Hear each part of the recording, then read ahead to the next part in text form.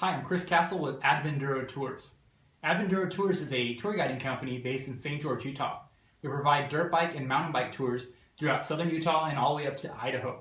We're also an outfitter, and we build up our bikes with awesome brands like Rekluse, Fast Company, and so on.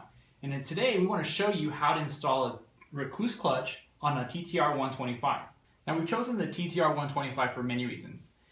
For one, it's a very affordable bike. Two, it's a 4-stroke bike, very, very efficient with fuel. It's easy to maintain. It's very beginner friendly, a low seat, yet has regular sized tires. It has electric start, which is a huge, huge plus on the trail. But it's not quite the perfect bike.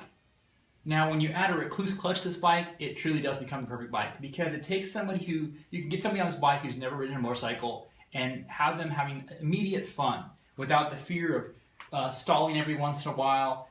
You still have the control of the clutch, of course, with the Rekluse, but it truly makes this bike friendly for that beginner and provides fun even for an intermediate rider. And what we want to do today is show you how to install this clutch on this bike and show you the benefits of it. So let's get started. So the Rekluse we're going to install today for the TTR 125 is the RMS 6177. Advenduro Tours is a dealer for Rekluse. We're also a beta company, so we get these products ahead of time. You may remember that Rekluse used to make a clutch for the 125. This is now using the same technology, the core EXP technology that's available on all the new bikes, like the KTMs that we rent and sell. It's a phenomenal clutch, and this technology is going to make this a superstar bike. But let's talk about the tools you're going to need to install the Rekluse on your bike. Of course, you'll need a 6mm Allen wrench, a 10mm open wrench, a 19mm open wrench, an 8mm socket, Phillips, and of course, very importantly, people are going to forget this, you need feeler gauges to help space out the free play on your clutch. Now, Rekluse is great about providing amazing instructions and all the parts you need to get started. In preparation and install, first thing I want to do is I'm taking the EXP module of the clutch and I'm soaking it in the Yamaha oil that we use for our TTRs. And so that's getting prepared. You want to at least have this soak for 5 minutes. Oh, one more thing, torque wrenches, don't forget those. You're going to definitely want those to make sure you're not over tightening things. So one of the first adjustments you want to make to your TTR before you do anything is to get the clutch free play in its mid-range position. This is a cable activated mechanical clutch. So on the TTRs there is an inline adjustment here. And what we want to do is make sure that's in the middle of its play. Okay, another thing I like to do when I'm doing these installs is to make sure I don't have that much fuel in the bike. I mean, because the moment you lay it over, you're going to lose a lot of fuel possibly. So preferably have it kind of low. Also, go ahead and make sure you turn off your petcock. Set that to the off position. And then you're free to start letting that lay over on its side. And just want to make sure I have access to the right side of the bike and the clutch cover. Next step is take a 19mm open wrench, hopefully something big like this, to remove the kickstart. Right. First thing I do, I like to put this somewhere safe so I don't lose it. All right. All right. The next step is to remove the brake lever, and in this case, the TTR, because ours are street legal, just got to remove here this brake sensor, the brake light sensor. Okay, gotta get that away to the side. Also, there's going to be this spring here, and it's easy to take that off by the way, using the 6mm, we're going to use it to take off this bolt here. With removing the pivot bolt, make sure you take out the safety that's on the back side. There's going to be a cotter pin here that keeps the thing from backing out. So I'm going to take that out. When you take off this bolt, be real careful about losing the washers that are between the frame and the pivot here. Okay, so real importantly here, when you remove this bolt or this lever, just kind of move it out of the way, don't lose the washer that's right there. Again, what I'm probably going to do is just put it back there and screw this bolt just temporarily back in so I don't lose it. And I'll just kind of put this away to the side. All right, next step, with your 8mm socket, start removing the 9 clutch cover bolts here. And you want to make sure that we're going to have to reuse this gasket, and so try your best not to damage that gasket. So if you have the electric start model TTR, in addition to 9 clutch cover bolts, you'll have to remove the two that hold the that mount the starter. So just be prepared to take those off too. Some of these bolts are going to be longer length, so you're going to make a point of putting them in a pile and hopefully remembering where they go. I like to mark where the longer ones go. It's probably easiest. Pull the starter off here. I'll keep it over to the side. So when I pull this cover off, I'm going to try my best to keep anything from falling into the bike. First thing I want to do is inspect the gasket. In this case, this gasket is relatively new. This bike has low hours on it. This gasket looks really good, so we're not going to have to change that. Okay, the next step is to remove the four bolts that are keeping down the pressure plate. And when we do this, we want to make sure we're going to reuse the springs here. So as I take these off, I'm going to put the springs away for later use. All right, so just going to keep all these springs safe over here to the side. Now we're going to remove the throw out by taking the top nut off. It's very small, it's a 10 millimeter. So we're going to take that off here. Remember the throw out kind of floats there, so I'm just kind of, it's kind of a chore to kind of keep enough tension on that so it keeps spinning relative to the actual throw out shaft. Put that to the side. Remove the little washer here.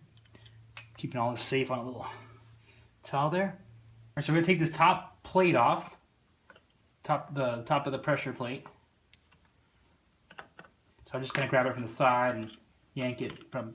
But it's very important. We're only going to take off the top friction disc.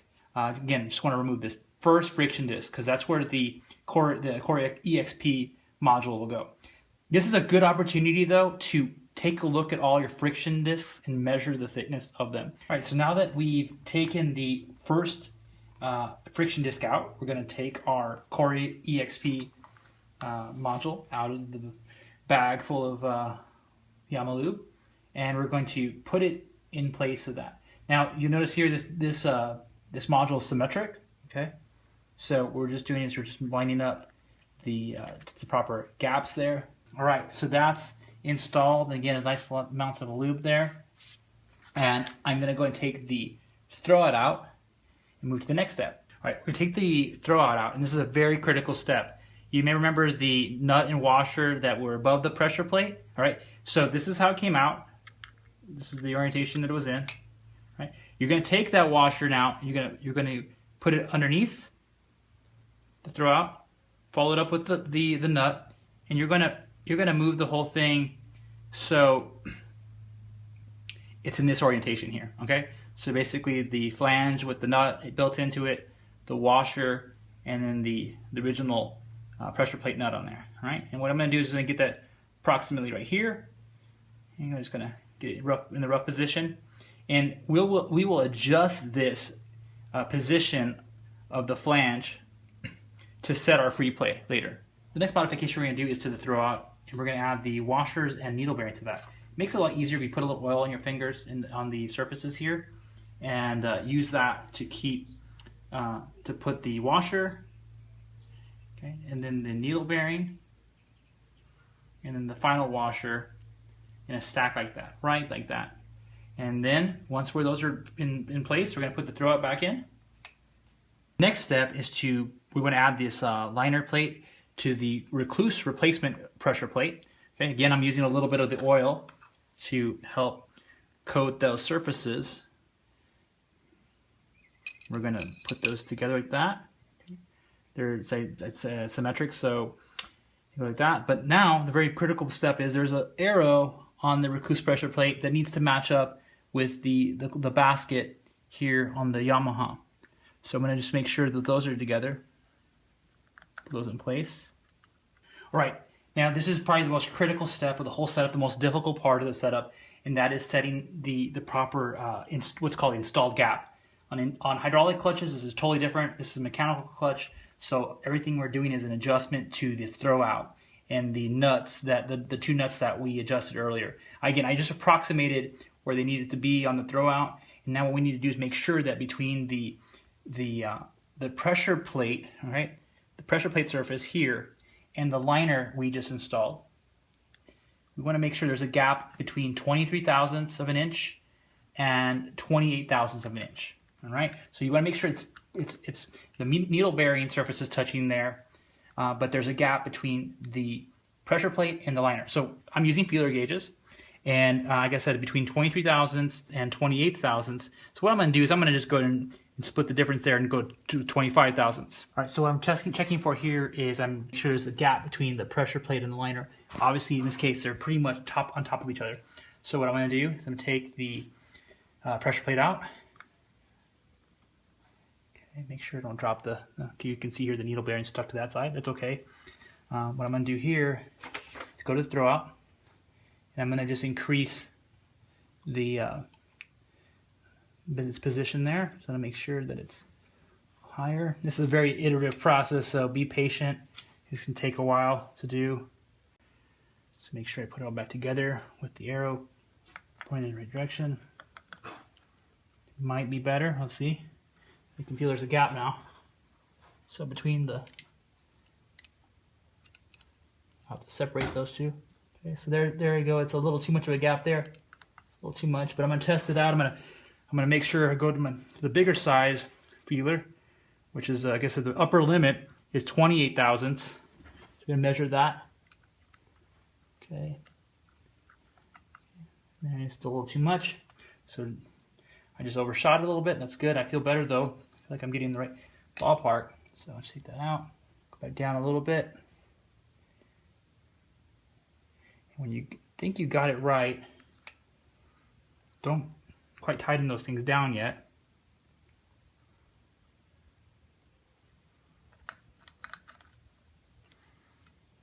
To 25 thousandths here. You're getting pretty close here. Test it here. It feels pretty good. Yeah, really good. So now that I feel really confident about that throw out setup, I'm going to commit to that. I'm going to use my 10 millimeter open wrench here to kind of help me torque that down. You have an adjustable wrench, get the other side, or another 10 millimeter. Okay, we've tightened that down pretty good. This is where the patience really pays off, because setting this right will make the free play gain really predictable. Okay, I'm gonna take my feeler one more time. If you don't have a feeler, you can pick one up at an auto parts store pretty quickly. This was pretty good there. So now that we got that, we're gonna put our OEM pressure plate springs back in. Okay, and then we're gonna use the OEM bolts here. Be patient here, don't drop anything in this is the engine case like I've done many times before. Now what I'm going to do here is we're going to use a 10 millimeter socket, the one we used before, to get these close, and we're going to do little incremental adjustments here, a few turns here, a few turns here. I'm kind of just going opposite in each case, and ultimately we're going to torque this down to 84 inch-pounds. So I'll need my torque wrench pretty soon. Right, we're going to set this to 84 inch-pounds, 9.5 newton meters, and I got the OEM bolts pretty close. So I'm going to just I'm going to turn this till I get there. Now we finished torquing down these OEM pressure plate bolts. I'm going to make sure that the gap still exists. So I'm going straight to the 28 thousandths feeler, and I'm going to make sure that everything's pressed down in the clutch pack. And I'm going to make sure I push through there, and you can see that I'm just right there. It's not quite fitting. It's perfect. That's good. It's a very good sign. Otherwise, if it was too big of a gap, I would definitely have to do this whole process again. So I'm going to go straight to 25, measure that. Looking pretty good. A little tight on this side, but it fits. So I'll go down to the lowest part of the limit, which is 23 thousandths.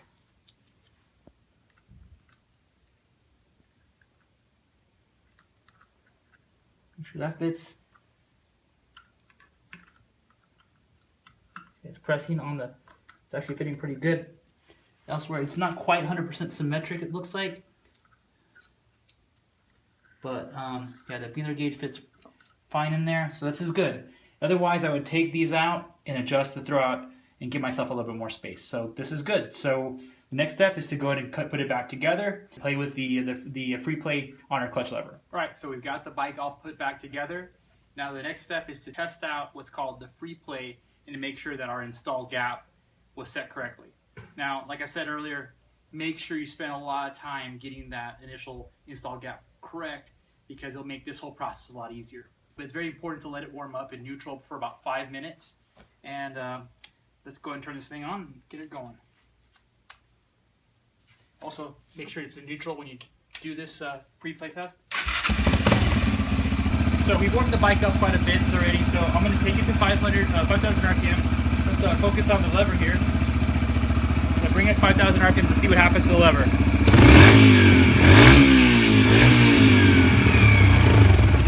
Okay, so what we don't have here is enough free play, so I need to collapse the housing of the cable. In other words, give more slack to the clutch. So I'm going to bring that in.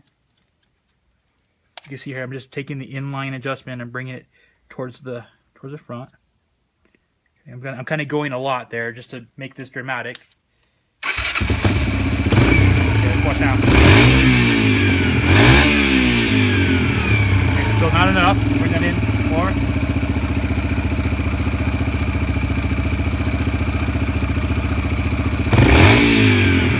Okay, you can see the motion now. Slack out a little bit.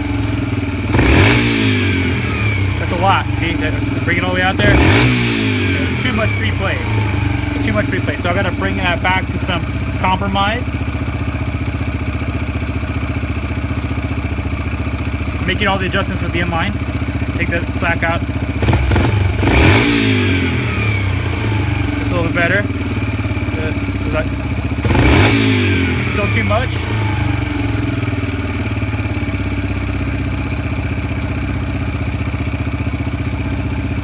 Time.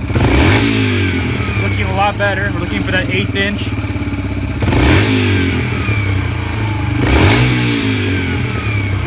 Alright, that looks good.